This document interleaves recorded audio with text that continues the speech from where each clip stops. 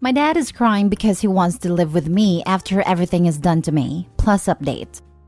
I, 26 female, have dealt with a lot from my alcoholic dad.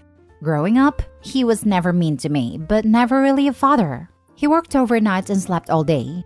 His drinking got worse when I was 16 and continued to decline.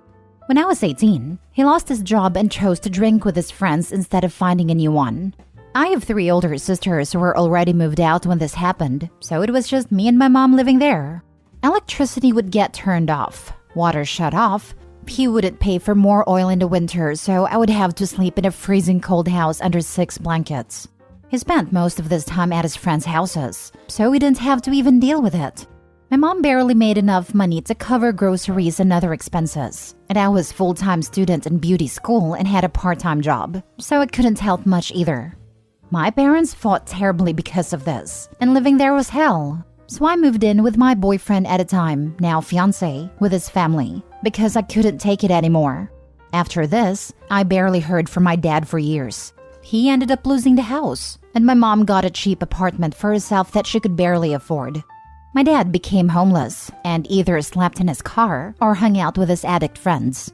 This went on for 5 years, and he barely talked to me during this time. Fast forward to the present. My fiancé and I worked our butts off for ourselves and built a house. We've been moved in for 18 months.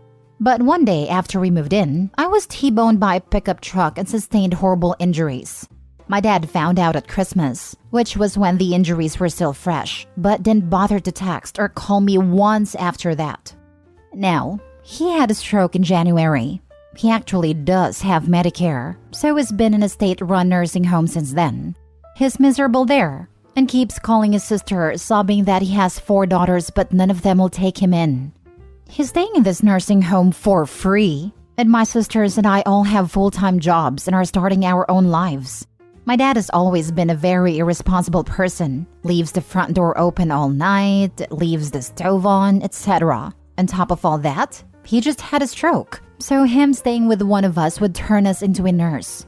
I'm working full-time, planning my wedding and still doing finishing touches on my new house.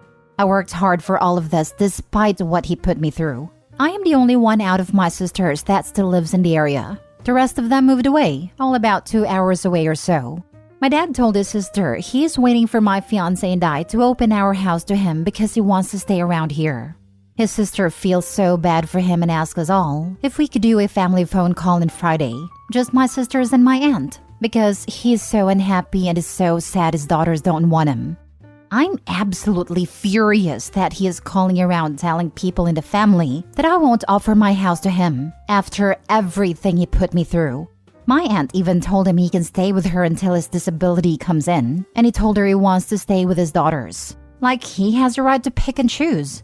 He didn't even bother to freaking text or call me when I was suffering from my accident. But he is expecting me to open my home to him when I'm planning a wedding and working full-time? I'm starting my life and I want no part of this, especially because he can either continue staying in the nursing home or stay with my aunt.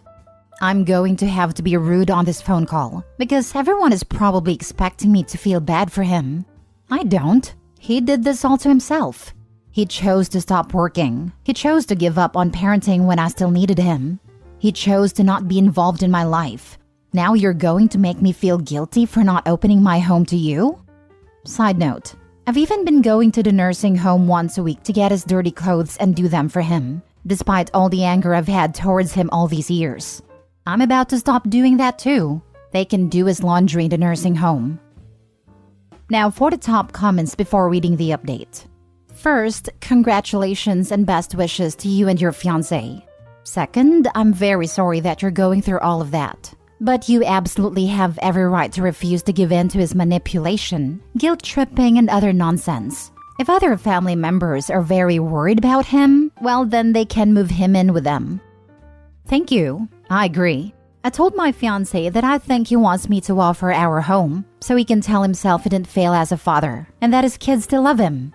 I of course feel awful for him and I wish him the best, but I'm not in a position financially or mentally to handle him, especially knowing he has other options. I just find it so selfish.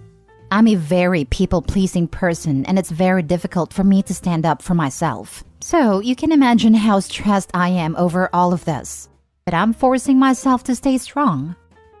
Best way to get over that people-pleasing urge, which has been programmed into us by our parents by the way, is to pretend you're reading your post from the point of view of someone else.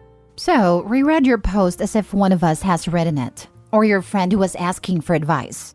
What does your gut tell you? I got as far as he's in a state-run nursing home but he is miserable in there, and keeps calling his sister, sobbing that he has 4 daughters. Before I said out loud, oh hell no. He doesn't have 4 daughters. He forfeited you and your sisters when he chose drink over parenting, when he chose to neglect you, when he couldn't even be bothered to contact you after your terrible accident. You owe him nothing. He provided the sperm and that's it. He does not get to play the sad dad now after everything is put you through. To be honest, I wouldn't even be a part of this bloody phone call. If your aunt feels so sorry for him, then let her look after him. If she believes that you should care for him and have him in your house after everything is done, then personally I'd ditch her too. Absolutely stop doing your dad's laundry too. Go as low contact as you possibly can. No contact would be better, but only you know what you're comfortable with. Sending you huge hugs. Thank you so much. I appreciate the advice. The only reason I plan on being on a call is so I can be super stern and blunt, because this is now the 4th time my aunt brought up the idea of him staying with me, and I'm going to put an end to it on this call.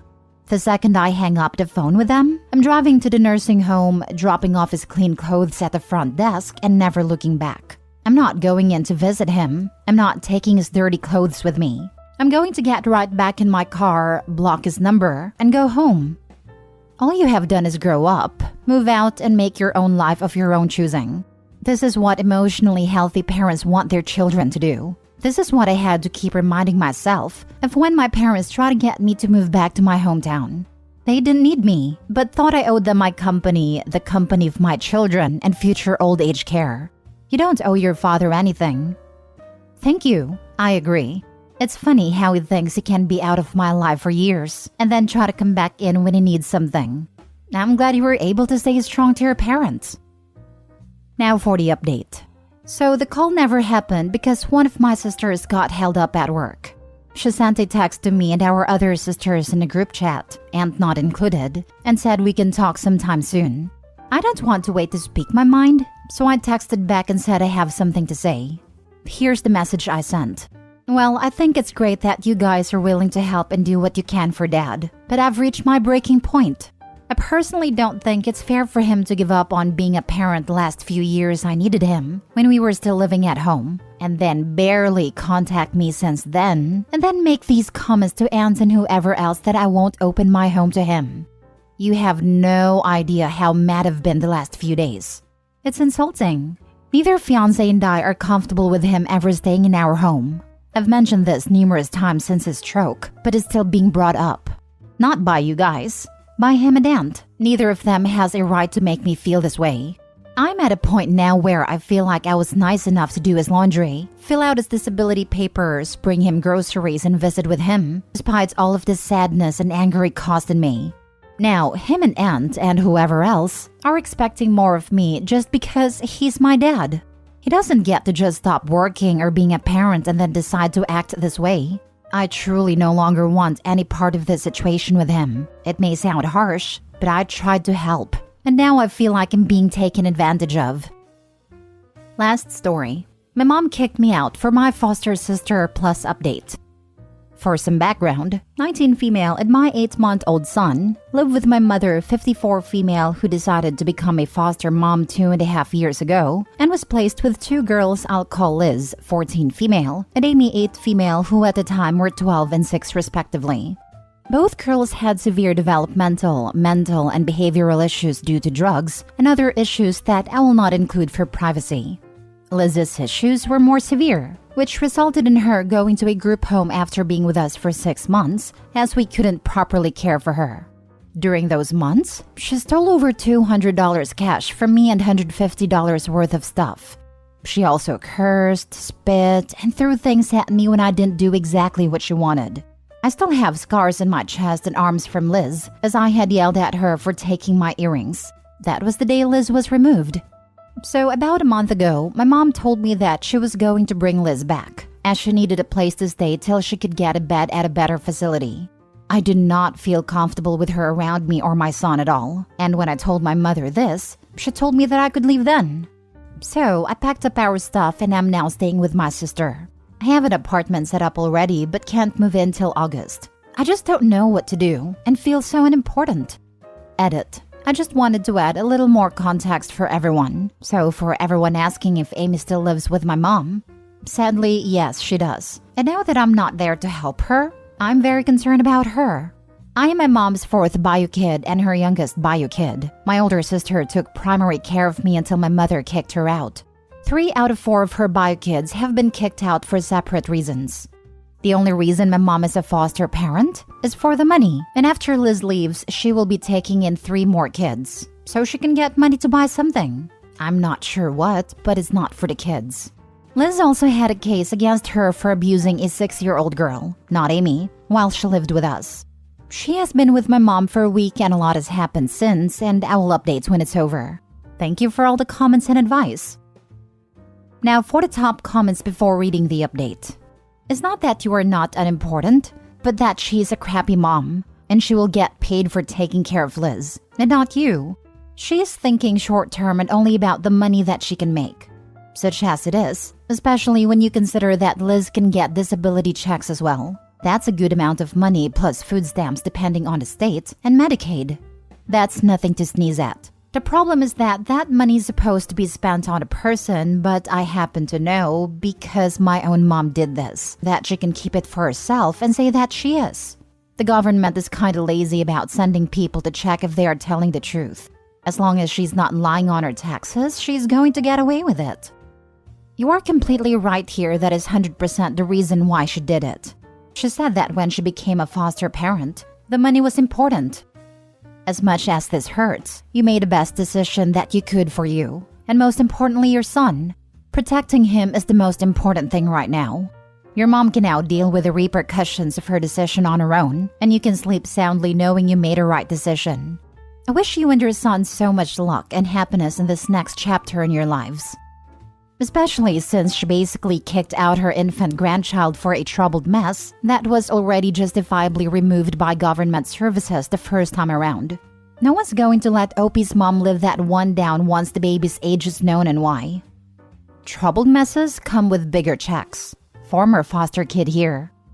Can also confirm as someone who once wrote the checks for foster families at an organization I worked. It is significant the difference between a youth with and without that need for extra help. My sister used to purposely take in little tyrants. You know, the ones that bite people and need therapy 4 times a week.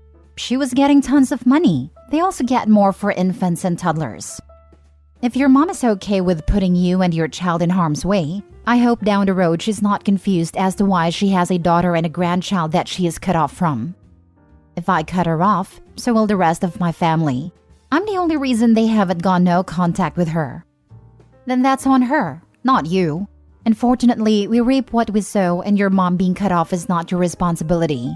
I feel for you, I really do. But you'd be sacrificing yourself and your sanity so she can continue to mistreat you. Now for the update. Liz was officially and permanently removed from my mom's care and will not be allowed to stay in foster homes with any kids. She's a child, and I don't take joy in her life getting harder, but I'm relieved for the safety of Amy, who is still with my mom. So for a full description of what led to this, about 2 days after she returned to the house, she got mad at Amy and took a handful of Aleve, painkiller. After being rushed to the hospital, she repeatedly said she didn't want to die. She just wanted to feel pain because she was mad.